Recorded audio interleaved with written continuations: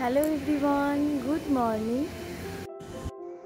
আজকের ওয়েদারটা কিন্তু বেশ ভালোই ছিল। বেশ কিছুদিন ধরে একটু মেঘলা মেঘলা আকাশ ছিল, কিন্তু আজকে কিন্তু বেশ ভালোই সূর্যটা উঠেছিল। আর রোদের তাপটা সেরকম একটা ছিল না ঠিকই, কিন্তু বেশ ভালোই লাগছিল। শীতকালে কিন্তু এরকম সকাল বেশ ভালোই লাগে, বেশ হালকা হালকা রোদ, ঠান্ডা ঠান্ডা ওয়েদার, দারুণ লাগে।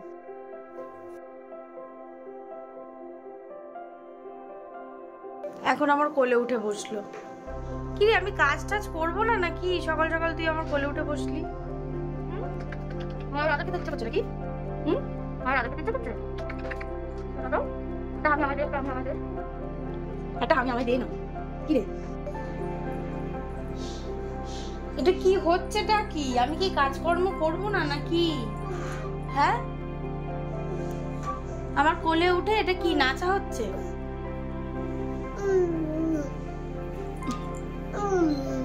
আরে হামি দে, একটা হামি দে, দে একটা হামি প্লিজ, একটা হামি দাও গালে।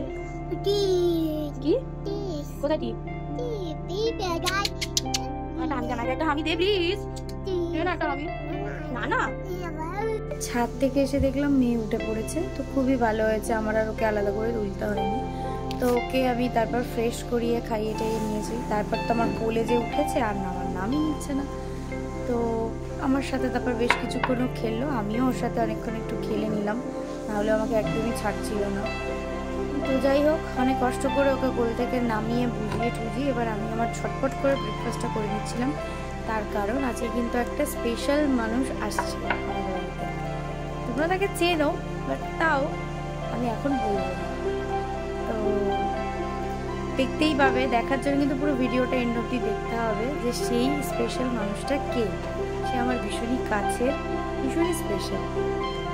ঠিক আছে, চলো আমি আমার ব্রেকফাস্টটা করে নিই, তারপরে পুরো ভিডিওটা তোমরা দেখতে থাকো। কি রে,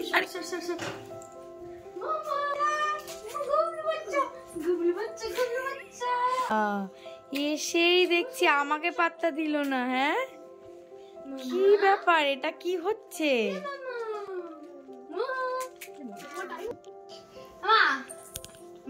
এটা কি হলো? তুই এসে আমাকে পাত্তা না দিয়ে বলছি কি একটু পোলাও খেতে ইচ্ছে করছে, করবি? হ্যাঁ, চিকেন কষা আর পোলাও নিশ্চয়ই করতে পারি, কিন্তু আমার এভাবে অপমান করে তুই পোলাও খেতে চাইছিস? হ্যাঁ হ্যাঁ একদম, হ্যাঁ, ওর জন্যই তো আসা। পোলাও কি দিয়ে খাবি, আলুর দম না চিকেন? চিকেন চিকেন চিকেন কষা করবো। কষা আর পোলাও। ওকে ঠিক আছে, তুই আবদার করেছিস, আমি কি না করে করতে পারি?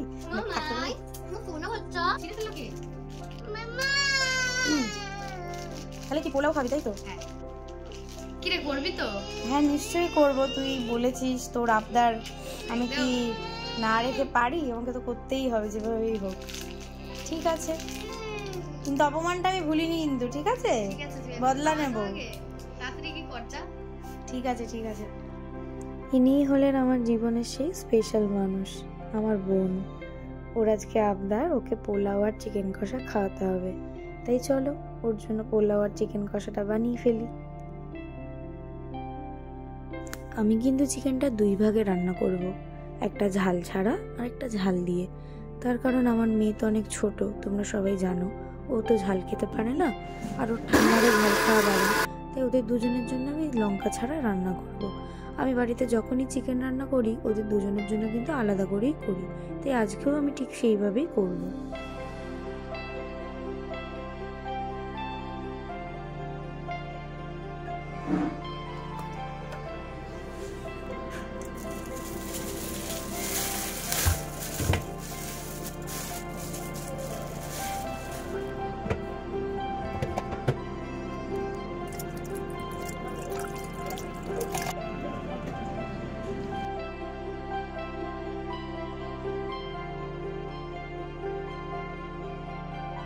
চিকেনটা আমি ভালো করে ধুয়ে নিয়েছি। তো দেখো, দুটো পাত্রে রেখেছি, একটা পাত্রে হচ্ছে আমাদের, আর একটাতে আমার মেয়ের আর ওর ঠাম্মা। এবার আমি মাংসটা ভালো করে ম্যারিনেট করে নিচ্ছি। আর আমার মেয়ের আর ওর ঠাম্মার যে চিকেনটা রয়েছে ওটাতে কিন্তু আমি বেশি মশলা বা বেশি তেল কোনোটাই কিন্তু ব্যবহার করব না। সামান্য পরিমাণ মশলা আর সামান্য পরিমাণ রিফাইন্ড অয়েল বা বাটার আমি কিন্তু ব্যবহার করব।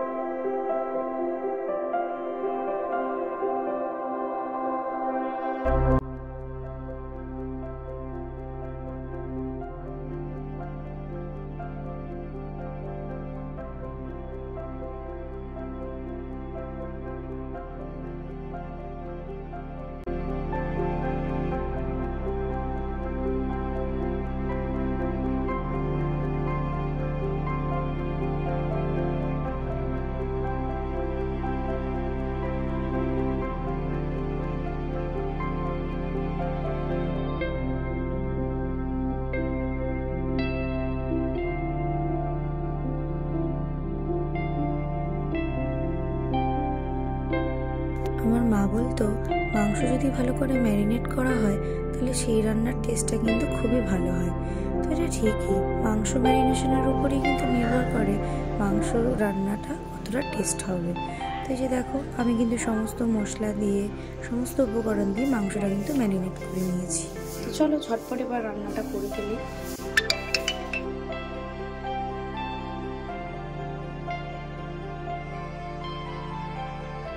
তো এই যে দেখো গ্যাসের দুই দিকে দুটো ওভেনে কিন্তু আমি দুটো কড়াই বসিয়ে নিয়েছি। একটাতে হবে আমাদের চিকেনটা রান্না আর একটাতে আমার মেয়ের আর ওর ঠাম্মি। তো এই যে দেখো আমার মেয়ের আর ওর ঠাম্মির যে চিকেনটা রান্না হবে তার মধ্যে জিরে আর তেজপাতা ফোড়ন দিয়ে নিচ্ছি। আর এদিকে আমি আলুটা ভাজছি, আলুটা ভাজি দিয়েছি। কিন্তু একটা মজার ঘটনা তোমাদের বলি, বিষয়টা হচ্ছে যখন আমি জিরে আর তেজপাতা ফোড়ন দিয়েছিলাম তখন আমি বুঝতেই পারিনি যে গ্যাসটা আমার মানে যে গ্যাসটা ছিল সেই গ্যাসটা ফুরিয়ে গেছিলো। তো যথারীতি কী করবো আর বুঝতে না পেরে আমি দিয়ে ফেলেছি। তারপর যখন দেখছি কী হলো, অনেকক্ষণ হয়ে যাওয়ার পরও কেন কিছু হচ্ছে না, তখন দেখছি যা গ্যাসই তো ফুরিয়ে গেছে। তাই এখানে আমার বেশ কিছুখানি সময়টা মানে কি বলবো বেকার চলে গেছে। তো যাই হোক, কি আর করা যাবে, যখন দেরি হয় তখন সব দিক থেকেই দেরি হয়। যাই হোক, তারপর আমি আবার নতুন সিলিন্ডার লাগিয়ে তারপর কিন্তু আমি আবার রান্নাটা শুরু করি। তো এই যে দেখো আলুগুলো কিন্তু ভাজা হয়ে গেছিলো। তো আমি আলুগুলোকে তুলে নিয়ে গোটা গরম মশলা, তেজপাতা, শুকনো লঙ্কা ফোড়ন দিয়ে পেঁয়াজটা কিন্তু ব্রাউন করে ভেজে নিচ্ছি। চলো এবার ঝটপট আমি রান্নাটা সেরে ফেলি।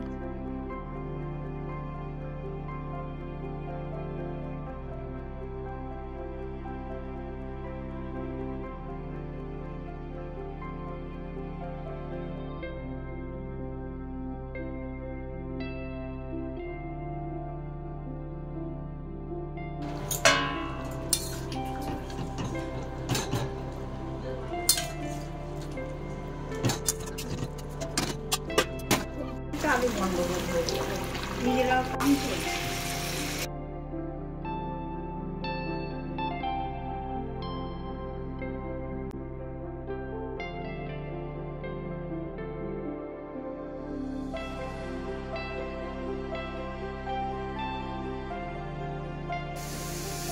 কিরে কেমন লাগছে? দারুণ, হেভি টেস্টি হয়েছে সবটাই। ভালো হয়েছে? আর পোলাওটা ভালো হয়েছে, চিকেনটা আমি করেছি, পোলাওটা মাসিমণি করেছে। যাক টেস্টি। খুশি তো? খা।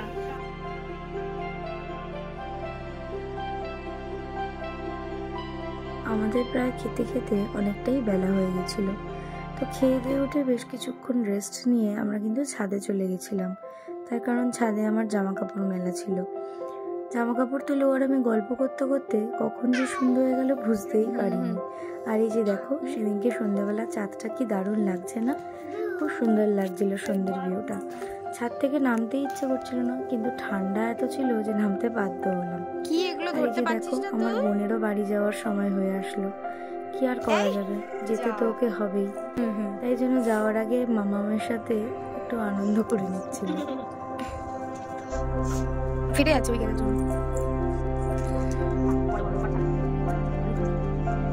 চুলটা কি করেছে পুতুলটা, হাত পা সব খুলে গেছে।